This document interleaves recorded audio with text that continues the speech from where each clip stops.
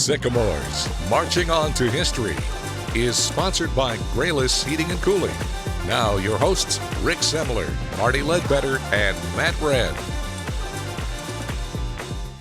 Good evening and welcome to our special Indiana State basketball show, Sycamores Marching On to History. For the next 30 minutes, we'll be talking Sycamore basketball and taking a look back at the historic season ISU just put together. Joining me now for the show is a guy that really, he needs no introduction, but I'll give him one anyways. It's former Sycamore great Matt Wren.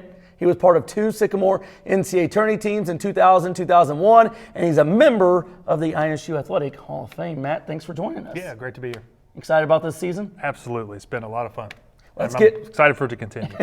Let's get to it. The Sycamores returned to action on Wednesday night in the NIT. They earned a 1 seed for the tourney and will host 20-12 SMU. The game will air on ESPN Plus at 7 p.m. This marks the first time ISU will host an NIT game since 1978. Of course, the ISU players wanted to be playing in the NCAA tourney this week. Sure, they are disappointed, but they made it clear today there's still basketball to play and business to take care of.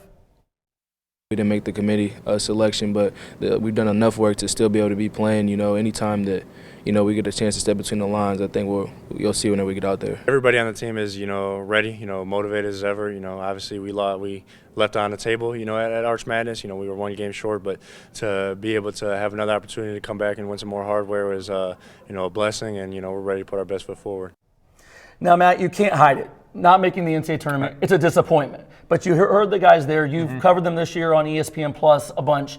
You heard the reaction. You think they're going to come out Wednesday night and bring it, or you think this will be a letdown from this group? No, from what you see, I know the coach is going to have them ready. I mean, it's no doubt they're disappointed. They should have been in. I thought they were going to be in, but a lot of things didn't go their way. And so now you got to kind of flip gears a little bit, next play, and just focus on the NIT. It's a big deal to get a number 1 seed in the NIT. And so I think those guys are going to look at it as an opportunity to kind of make a splash. And everybody talks about moving forward. If you have a strong run in the NIT, get 4 or 5 games against quality competition, it could help for the next season. Well, for sure, and a chance to play. I mean, that's what these guys want. And the caliber of teams are going to play. I mean, they get SMU first, second round. If they win that one, they get a chance at Butler and Minnesota. I mean, you're talking about a Big East team, a big team. That's what you want at this level, is a chance at the big boys. And so they're going to get that crack.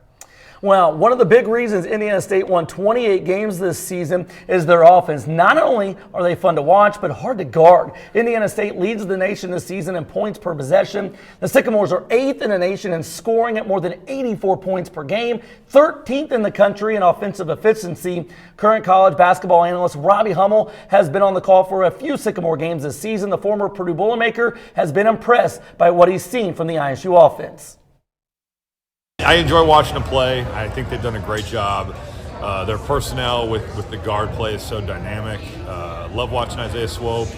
I saw the Ball State game. I was there in Indianapolis too, so I know it's not just him that can get going. And Avila certainly gets a lot of credit for how unique he is in college basketball.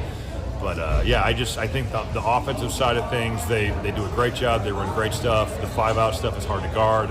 And when you got shot makers and playmakers, it makes it all look pretty good. Now, you're a basketball junkie. You ever seen an offense like Coach Schertz brought here? Teams try to run. I mean, the 5-out's not anything new, but it's the players he has that are running it. I mean, you got 5 guys out there all the time who can shoot it. They can drive. They can pass. You got a dynamic scorer in Swope. You got a guy like Robbie Avila who can do all the stuff, a point center who can, get into their actions from that position. I mean, I don't want to guard it. And then what Conwell's able to do, Ken and his cutting ability, and it is really tough. I think you mentioned June Larry. I mean, the pressure he puts on teams in the transition, it is just extremely difficult to guard. Now, you were in the Hall of Fame at ISU. You played in this offense. What kind of numbers would you put up? Twice as. No, I mean, it's a different back then. You had Mincer. You passed the ball, right? I don't think well, that's true. We had to get past that first, but I don't think anybody. I mean, I talked to my old teammates. We all talk about, like, man, just to play a free flowing, read and react. It's like motion on steroids a little bit, but you got to have the guys that can do it. And they had that team this year that was able to just run it to perfection. All right, we're going to take our first time out. When we come back, we have much more on our special show, Sycamores Marching On to History, including an interview with the team. Stay with us.